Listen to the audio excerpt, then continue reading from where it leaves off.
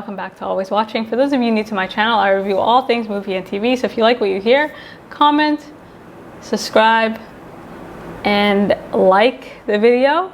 So today's Foreign Friday feature is Oldboy, and the moral of the story is revenge is a dish best not served at all. This is the type of movie I wish I could both forget and like rewatch again for the first time, just to relive that moment where you figure out like when the ending is revealed to you. So if you haven't watched it, like don't Google anything, just go watch it, and then trust me, you'll Google everything that you want. And watching this movie, like the next time you want to extract revenge on someone, the next time you wish ill on someone, just think about this movie, because it's honestly never that deep and it will never be worth it. So briefly, Oldboy follows Dae-Su, an ordinary man kidnapped and imprisoned for 15 years, and it is directed by Park Chan-wook.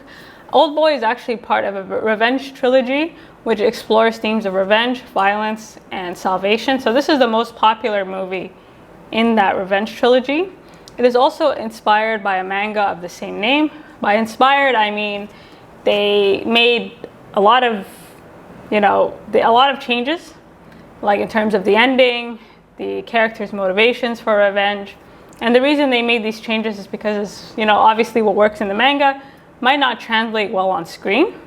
And so this movie is considered like an instant classic, right? It's the type of movie that you could come back to 10, 15, 20 years from now and it still hits, right? Like it's aged very well. And the reason for that is because it balances like the absurdity with some type of reality, right? It somehow makes the impossible possible, right?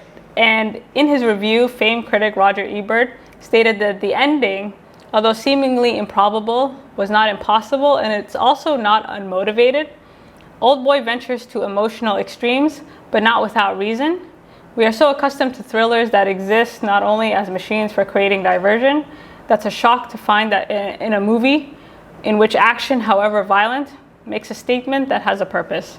So I think the reason this movie works so well is because it sort of explores something dark and horrific in such a beautiful way, and there's a contradiction there, right? Like nothing's ever black and white, and this movie makes it very difficult for you to put people in boxes like he's good and he's bad. Like by the end of it, you don't know who's good, you don't know who's bad, you don't even know if you care, right? Like it just refuses to let you pigeonhole people, and that's to suggest there's always some type of gray area right in the middle. And this movie switches from mystery to just total tragedy at the end. And our protagonist, Dae-Su, he's so full of rage, and understandably so, right? He's angry, he's been in prison for 15 years, and he wants to know who put him here. But what he doesn't understand is that the person who put him in that room for 15 years, Lee Woo-JIn, is just as angry and just as hungry for revenge, right? And this hunger for revenge ends up unraveling the both of them. And by the end of the movie, there's actually no winner. It's like this scorched earth policy, like everybody and everything is just burned to the ground. Right? There's nothing left. It is just like it's brutal, right? What happens to everybody in this movie? The movie never loses sight of its theme, which is like, is revenge ever worth it? And the answer is no, right? The problem with revenge is that it keeps you stuck in your past, right? You spend all your resources, you spend all your time and your energy trying to undo something that you can't do, right? You can't change the past, right? But you can change your future. So when you're focused on revenge, you have no future, right? You're so busy trying to, undo or unravel what has already happened that you end up just unraveling yourself. The minute he comes out of jail, he's obsessed with this question of who did this to me? Why did they do this to me? And he never thinks to get his life back, right? He never thinks, okay, maybe I should go be reunited with my daughter. Maybe I should clear my name. Right? Like I need to get back to my life. Like his life is over. He's not thinking in this way. And the same is true for Woo-JIn, right? Like he's, if Dae-Su is a man with extremely low potential, Woo-JIn is a young man with extremely high potential, right? Like this guy could have done anything and everything that he wanted in life. I was impressed with the casting. Like he's this young man, very good looking, very charismatic, but he's stuck. Right? He spends all his resources, all his talent, his mind, everything getting revenge, on this guy who doesn't even know he existed.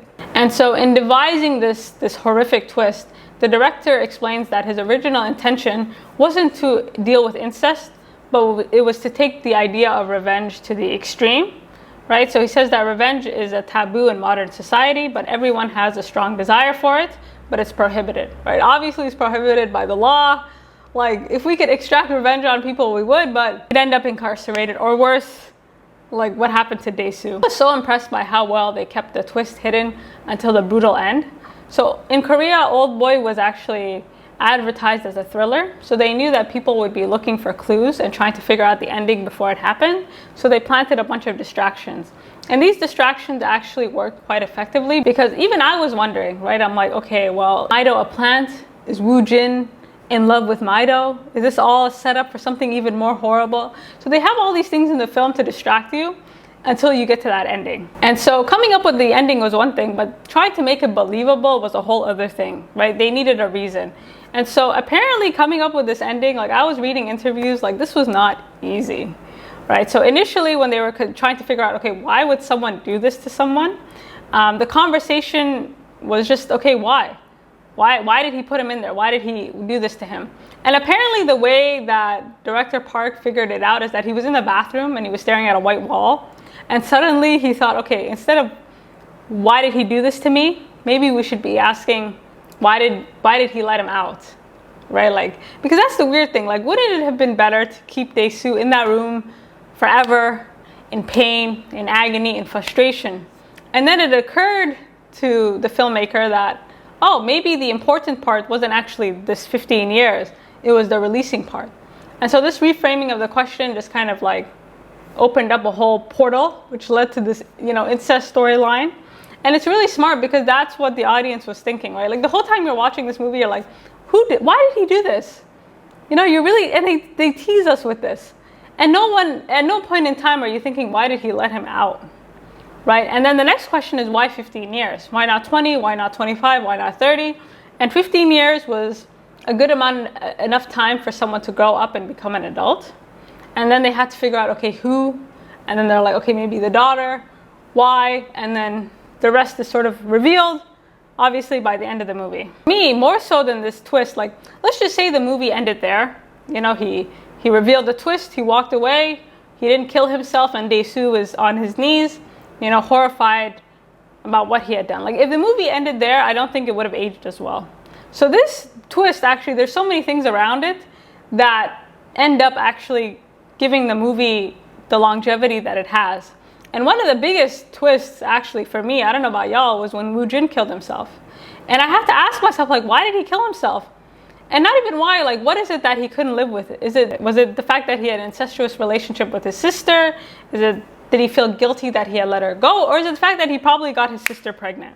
What is it exactly that he couldn't live with? And what's disturbing about this film is the fact that Woo-JIN outs himself, right? Like, in kind of punishing Dae-Su, he has to out himself as a man that not only had, an incestuous relationship with the sister, that openly admits that he loves her, right? And I think the secret, initially, I think he's battling with himself. And that's probably why he committed suicide, because, like, why did he let him go? Maybe some part of him was relieved at the time that she died because their secret would, be safe for, no one would ever find out.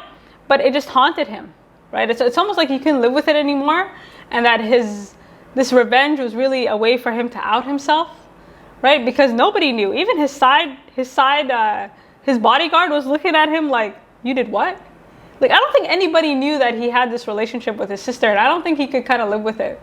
And when you watch their flashbacks, I wonder, because he blames Dae-Su so much for her suicide, but actually the reason that she killed herself was because of him, right? And we get a glimpse into it, but it seems like Woo-JIN is the one that initiated the relationship. Woo-JIN was the one who was coming on to her. And it seems like his sister was just kind of going along with it. She says that she has no regrets, but still, like, how much of that weighs in his mind? So maybe, the reason he killed himself is also this guilt. He thought maybe, okay, if everything's out in the open, I might feel better, but it doesn't. All these horrible memories come flashing back. And he's done. He's unable to live with himself any longer. And this idea of humanity, like, that's what's confusing about the movie. Like, you don't know who's good and who's bad. Woo-JIN's decision not to tell Middo, I don't think was a conscious one. But does that redeem him? Does that make him worse? You know, I think he's a guy that had such a guilty conscience over being responsible for his sister, but he's buried this guilt in rage, right? He's so angry, and he puts on this fake smile that just masks his anger, that in the end he just couldn't do it anymore, right? He couldn't fake it anymore. And the flip side is true, right? Like, why doesn't Dae-Su kill himself, right? This man was literally tricked into sleeping with his daughter. Like, that is grounds for suicide.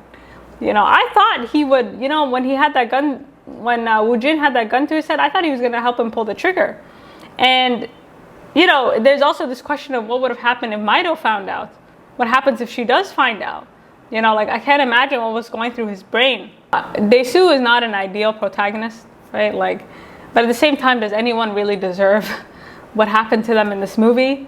And for me, like, the turning point at the end, right? Like, does the fact that he tries to have an incestuous relationship with his daughter, does that turn him into a villain at the end? Does it justify what Woo-Jin did to him? Or does it just illustrate his humanity, right? Does it just show that, you know, by the end of it, he's so broken and he's so done that, you know, he's looking for a reason to live. And if the choice is between continuing this relationship or dying, is that really even a choice at all? Right, so that, like, this movie has a lot of questions philosophically that you could ask that I think about often. I've divided my video into several parts, so if you want to know where this is going, you can click on the description box down below and just kind of jump around. So just to give you an overview of the film, we meet our main character Dae-Su in a police station being drunk and disorderly. We watch him insult and attempt to piss off everyone around him.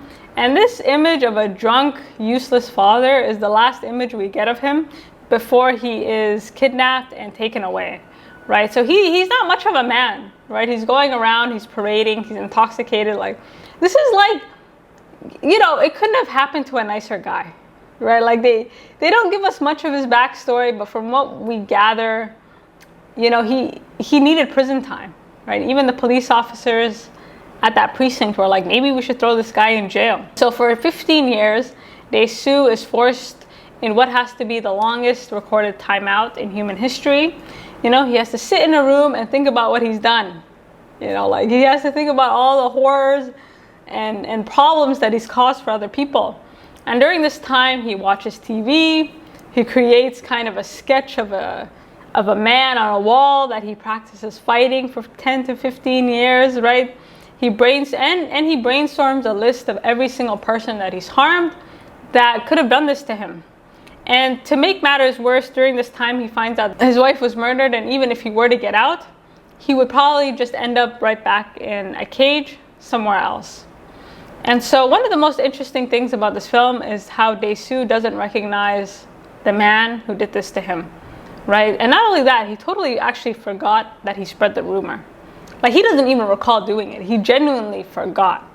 And he knows that he was hypnotized, but he just doesn't really know why. And Woo-Jin tries his best to point him in the right direction, right? Both indirectly and directly, you know, guiding him to the end. Like, I really need you to figure out our connection so I can unveil this hell that I'm about to put you through. So by his own admission, he's not the best man, right? So Dae-Su admits he's not great. You know, like, there were probably many other things, it seems, that he deserved to be punished for.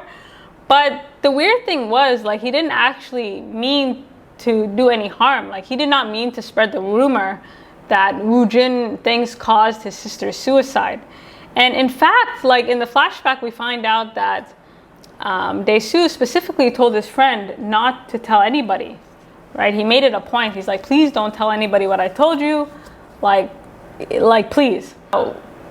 It's interesting because this rumor was the last thing before he moved on with his life and he went to Seoul, right? And just like that, something so small ends up causing him so much distress, right? Like, he didn't even know, right? He was about to move schools. He didn't know who this girl was. He didn't even know who she was with, because he didn't even know a rumor had spread or a girl had died, right? He had no idea that his words had such an impact, you know, when he left. And it's not until he meets Woo-Jin that he really knew anything about the girl, right? Like, this was a moment in time, right? He was chatting with this young girl one minute, and the next minute, I guess as soon as he's kind of confused. And, you know, he didn't know who that girl was, let alone that that was her brother. And you know, it's very strange, right? We spend our lives sometimes preparing for the worst. And sometimes the things we prepare for aren't the things that end up getting us in the end, right? Like, he didn't even know he had an enemy until this moment.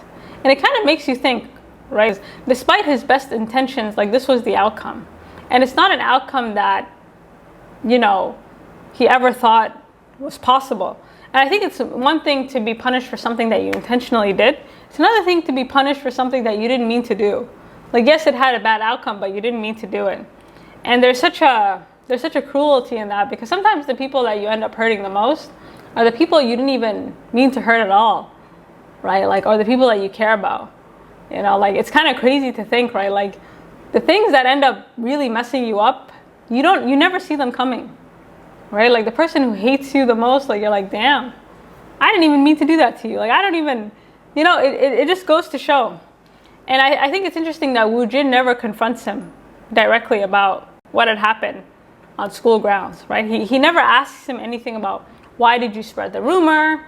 You know, like, why did you do this? What were you thinking? Like, he never tries to get any context or let Dae-Su kind of speak for himself. Instead, he just blames him directly, and vice versa. You know, when Dae-Su finds out about the rumor, he doesn't try to explain himself, right? He doesn't tell Woo-Jin, like, I didn't mean to do this.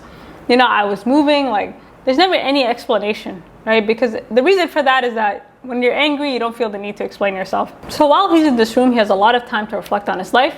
And during this whole journey, I think this is the first time that he's reflected on his past, right? He's so used to just kind of, I don't know, breaking things and running away, right? Like, you see him reflecting throughout the movie. He asks his friend, like, damn, do I really talk that much? Like, he's so unaware, right? Like, he doesn't know how he comes off to people because he's never really cared, right? He's kind of moved however he wanted, and no one's really stopped him. And I think Woo-Jin does such a great job of guiding him. And the reason he's able to guide him so well, you know, up until the bitter end, is because poor Dae-Su actually is unable to communicate, right? Like, this 15 years in a room, he's lost all meaning, right? Like, the only way he's even able to even articulate anything is through what he's learned watching TV or what he steals listening to other people, right? Like, it's very difficult for him to express how he feels on his own, right? Because he's lost, right? These 15 years, he's been severed from his life, and so he doesn't know who he is anymore. And so he's trying to use all these mediums to try and explain his existence. I think the worst thing, or one of the most impressive things about this movie, is Woo-Jin appears quite early in the film, and he constantly teases him, right? He's like, listen, don't you want to find out why I did this to you? Right? Like, he puts the question in his head. And that's what Dae-Su ends up following, right? He never thinks to reframe the question. And a lot of the reason why he can't actually reframe the question, right? He doesn't have the words or the mindset to reframe it. And so during his stay in this room, he's knocked out by gas, kept clean, forced to eat the same meals over and over again, and medicated to ensure that he stays as healthy as possible. And, you know, his only companion is this TV that he, you know, becomes his church, his school, his life, as everything. And this ominous painting that reads, laugh and the world laughs with you, and weep and you weep alone. So growing up, you know, like, the movie does a good job of giving us glimpses, but from these glimpses we can understand a lot of things. So Dae-Su was a prankster growing up. He was very unserious, and he was also very unserious as an adult. Like, when we see who he was when he was in high school, and we see who he's become as an adult, to be honest, there wasn't much change, right? Like, the man didn't really mature. Like, age really is nothing but a number. Like, he wasn't really doing much for anyone, and he was considered this bad boy, right? He came and went as he pleased, right? And this rumor that ends up destroying him is just before he's about to go to Seoul and begin his new life. And, you know, for a man who's introduced to us cussing and laughing at the police, you know, it's kind of funny. It's kind of like, who's laughing now, right? Like, no one is looking for him from what we can tell. No one wants anything to do with him, even if he were out, because he was accused of killing his wife. And now he's all alone. You know, a guy who kind of, it seemed, never really had problems attracting people, now is just a repellent at this point. And this whole, you know, quote, laugh and they laugh with you, weep and you weep alone, I think Woo-Jin, as I said in the beginning of the video, like, he has this scorched earth policy. And so he makes it impossible for Dae-Su to ever be happy again, Right? Like Dae-Su will never be able to live his life and be happy again. He's eliminated that totally, completely. You can see that in the way Dae-Su interacts with people once he leaves, right? He has this fake smile whenever he's on the verge of anger or fear, right? He has this weird laugh, this weird smile, and the reason he does that is because he's been staring at this painting for so long, right? So a lot of the actions don't match his internal, right? Like he doesn't have any feelings anymore, and he's trying to mimic feelings, but the only feeling that he has really is rage. And he's trying to keep that contained as long as possible until he meets, until he figures out why he was put into this room. And on the flip side, Woo-Jin, this whole, smiling through pain is interesting because he's very charismatic, and the way he plays him, like it could have been a caricature. So he smiles, he laughs, he has this kind of arrogant attitude, but really it's to hide his rage. I think that's what Woo-Jin does so well. Like underneath it, you can tell this guy's angry. And he's always 1 second away from that switch just going off. And we do get glimpses into it. We do get glimpses into his anger. When he stabbed the guy with a disc, like when he shoots his bodyguard, like there are glimpses into who the real Woo-Jin is, but it's how he sees himself. He doesn't see himself as a bad guy. He never attributes any of the actions he's doing to anything he's done, which is why he commits suicide at the end, right? Like he can no longer ignore his part in it. Like everything that he does is because somebody else made him do it, right? Like I didn't mean to kill this man, you did it. And so the way he kind of arrogantly has this attitude, and the way he tries to convince himself and convince the people around him that, he's just this natural sociopath, it doesn't work at the end, right? It's not enough. He's created an image that is devoid of reality. So again, there's this disconnect between what you see on the outside and what you see in the inside. So both of these men, the only thing they have in common at this point is that they feel nothing but anger and rage. When Dae-Su is released, he is angry, and this anger kind of seeps into everything he does. Like he is pissed off. He's not happy. You see it when he's fighting people, and you see it when he's intimate with his daughter, right? Like I think he even took her V card. Like that was one of the most aggressive, painful scenes, right? There's no love making here. It's like he's taking all his anger out on the people around him. Like he has all this frustration that he wants to release. I think the reason Dae-Su and Middo get along so well is because, like, first, they're two very lonely people, and Dae-Su has this desire to be touched and to be seen, and Middo has this desire to be touched and to be seen, right? Like they kind of just, they're so lonely and they're looking for someone to kind of complete them. And Middo, like, she accommodates for his violence, right? Like she even tells him, like, listen, I promise you that we'll do it, and when I give you the signal, have no mercy on me, right? Just give it to me. And I think that says a lot about her character, right? Like she's uncomfortable, she's in pain, but she wants so badly to please this guy that she's willing to just kind of take it, it seems. And I think she really feels bad because she doesn't have a father, she doesn't have a mother. And she sees this older man who's very confident, who seems very secure, who seems very strong, in comparison to her father, right, who was like weak and sad and childish and missed her birthday, right? He's such like the opposite of, the men that she's probably used to. So, she likes that about him. So when they first meet, Dae-Su has this desire to eat something alive. And this octopus scene is actually quite famous because it's real. Like he actually does eat a live octopus. Like it's not CGI'd, it's not anything, right? And actually that day, like they kind of said a prayer for him, and like they let him do it. So that scene was really interesting because he consumes this thing that's alive because he's trying to feel again, right? And the fact that Middo doesn't run away, right? Like she tries to comfort him. She doesn't think, oh my God, this guy is crazy. Instead, she sees someone just as wounded as her, and it kind of binds them together. Turning point for me happens when Dae-Su finds his captors. And the most impressive thing about this movie is that it gives away a lot of what otherwise would have been huge plot points away very fast, right? Like we find out where he's incarcerated. We find out who incarcerated him. And yeah, we're like, damn, like, so why did you do it? They give us a lot of huge sort of plot points right away. And when he actually finds out where he was kidnapped, it's really interesting because he sees that there are cameras in every room. And despite seeing these cameras, he doesn't think to reframe the question, because here was a turning point, right? He's still asking, why did you do this to me?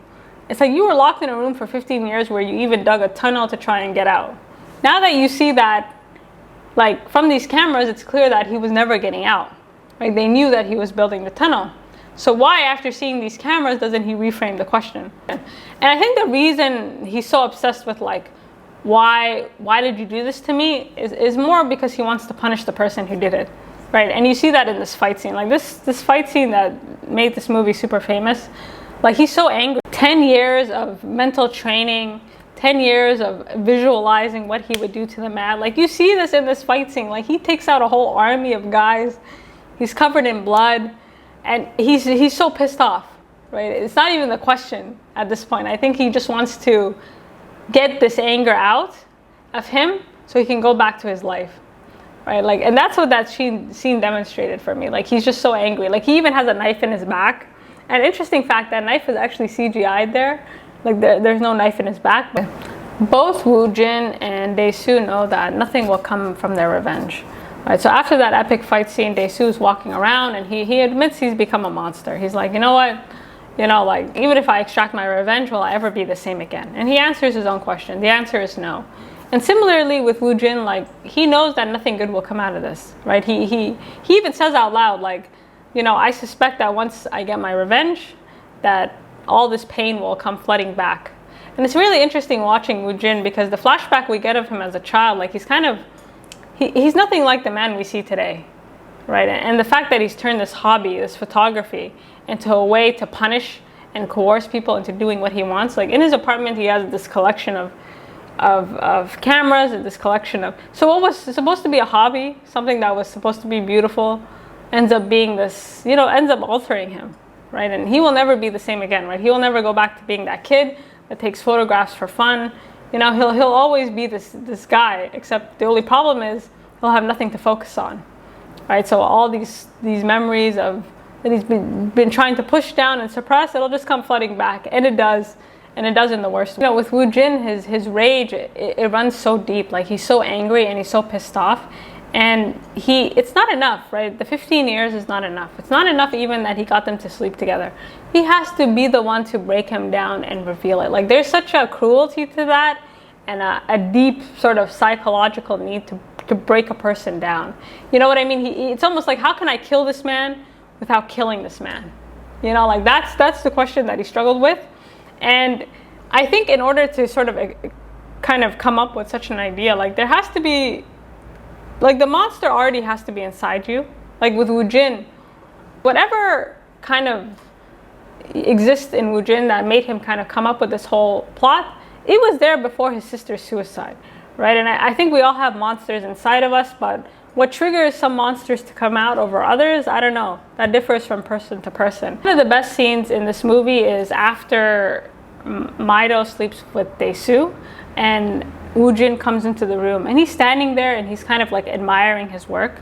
And it's really interesting because I thought at the time, like, he was in love with Middo, and that maybe he planted Middo there to keep an eye on him, and maybe Middo didn't know she was being surveilled, and he felt heartbroken. Like, I thought he was, like, this plot was gonna go left and he was gonna take his anger out on Middo, right? And until you get to the end of the movie and you rewatch it, you realize that he's just standing there, like, admiring his work. Like, he's extracted his revenge, right? So now he has this carrot that he can dangle over Dae-Su's head at any point in time.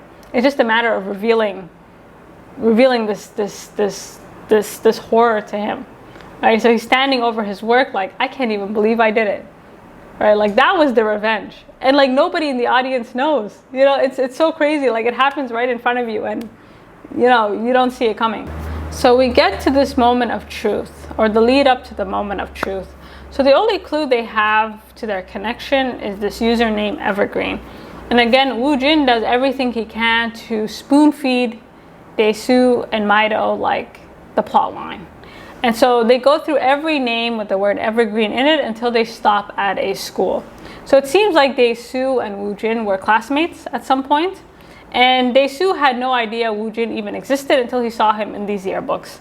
And the way he tried to recall this memory, right? Like, he tries his best to figure out, like, why does this man hate him? Right? Like, you can tell, like, he totally forgot. Like, the way he was recalling his memory, like, he had to look deep down in his subconscious to try and figure it out. Like, he was literally running up and down, you know, the corridors of his mind to figure out, like, what did I do to deserve this, right? Trying to figure out who these people are, where I could have possibly seen them.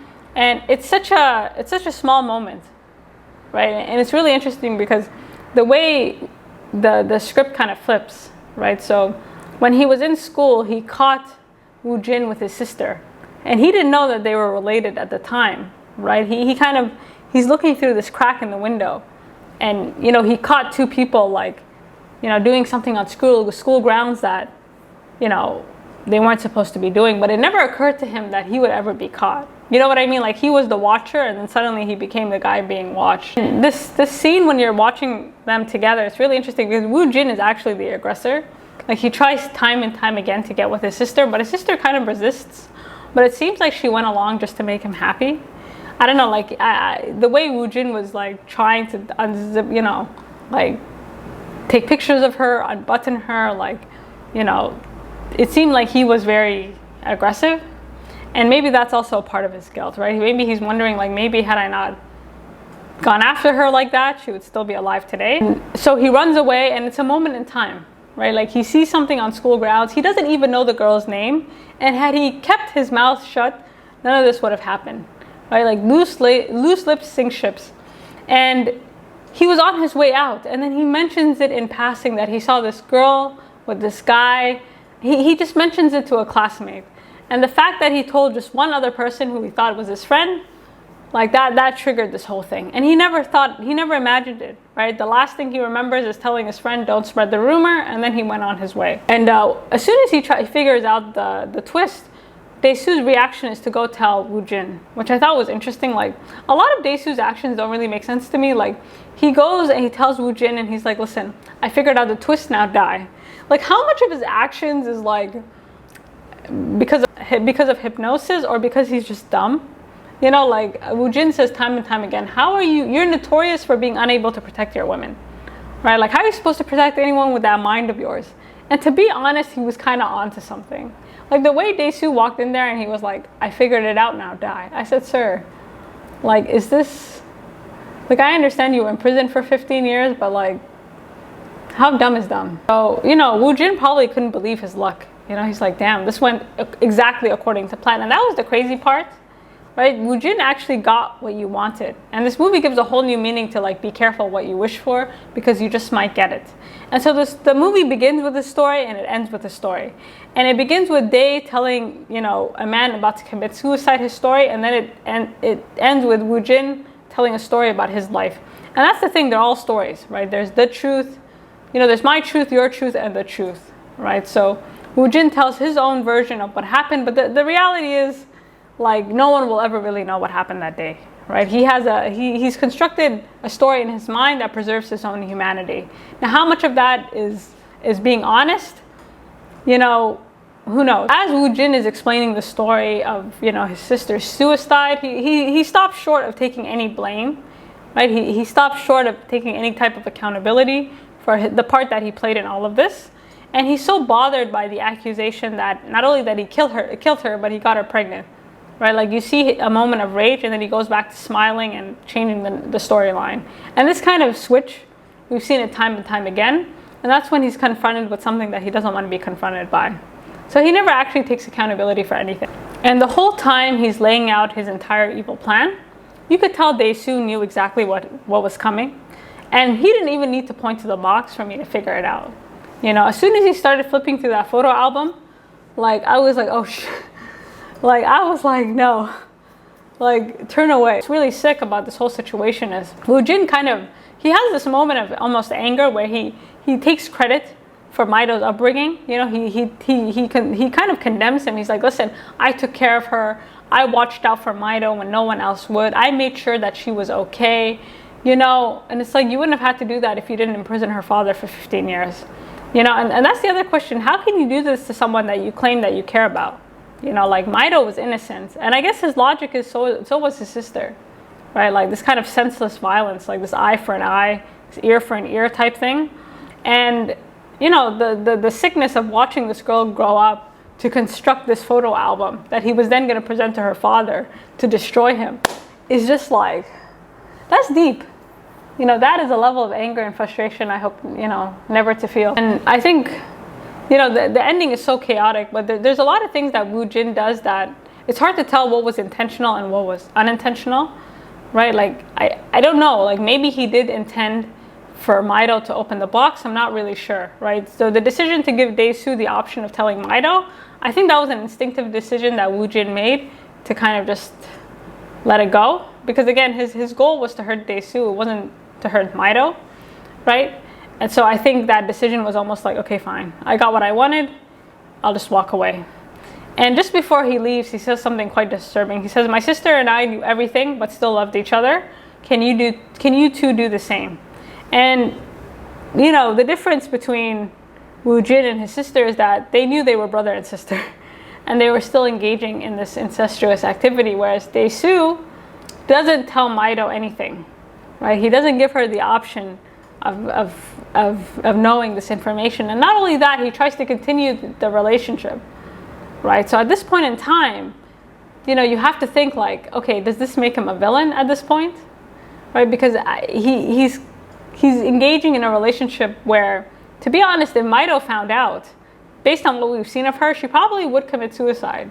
Like, she doesn't seem like the type of person that would be able to endure such a thing. So at the end, just before Woo-Jin commits suicide, he leaves the room, and the last time he sees Dae-Su is in a room listening to a recording, you know, having intimacy. Like, the cruelty of that. He kind of locks him in a room with his like, he'll never forget what happened. The ending of the movie is quite ominous. So it's left up to your interpretation. So the end of the movie, Dae-Su, without a tongue, because he cut off his tongue in hopes of appeasing Woo-Jin, goes to see a hypnotist. And the weird thing about this is that he doesn't ask to forget about Middo. Like, had Dae-Su just ran away, you know, asked to forget about the whole thing, it might have actually worked. Instead, he asks the hypnotist, can you make me forget this secret? Right? And he's hoping to forget the secret so he can move on and, I guess, have this relationship with his daughter. And the way the hypnotist basically explains the process is that she's going to split him into two.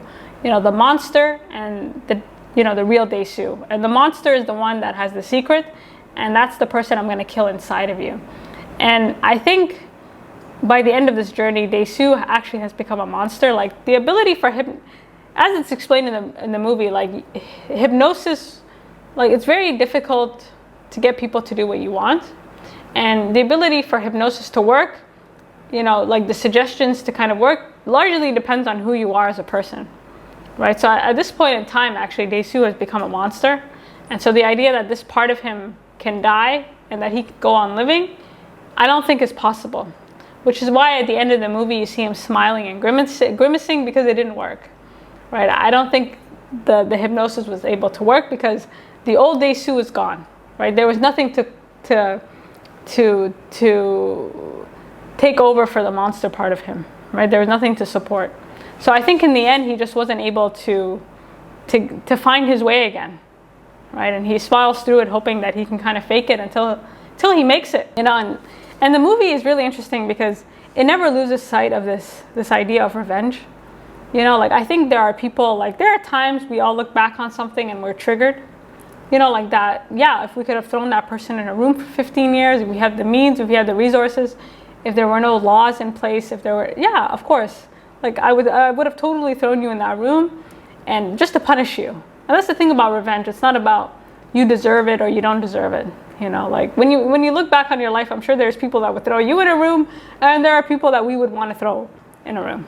Right? So this idea of revenge, like, it's taken to such an extreme, but it's not an exaggeration in terms of what people could do to each other if they could. Right? Like, that's the thing. Like, anger runs deep. Like, the things you would do in that moment would exceed your own expectations. Right? Like, they kind of go above and beyond. And so watching him, and, you know, so watching this movie is really interesting because revenge is never really, like, about the other person. It's about you. It's about this need to be validated or to be, like, you know, to be somehow right in some way, right? Like, you want to validate your own existence. Like, Woo-Jin, he didn't want to accept that the reason his sister committed suicide was because of him, right? He had to outsource it to someone else. The reason that he's so violent is because other people make him violent, right? It has nothing to do with the self. So you end up sort of trying to recreate a past, you know, trying to blame everything and circumstances for who you've become, but in reality, like, you know, that's another question the movie asks. Like, why is it that some people are able to go through such horrible things and not become monsters, whereas other people, like this monster inside them, is triggered, right? Like, what is that turning point in people? So the movie is impressive because it never loses sight of that, and I don't think that the twists and turns distract from that question, right? Is revenge ever worth it? And what is revenge ever really about? You know, like, you know, what does it do to people, right? Does it reveal more of who you are?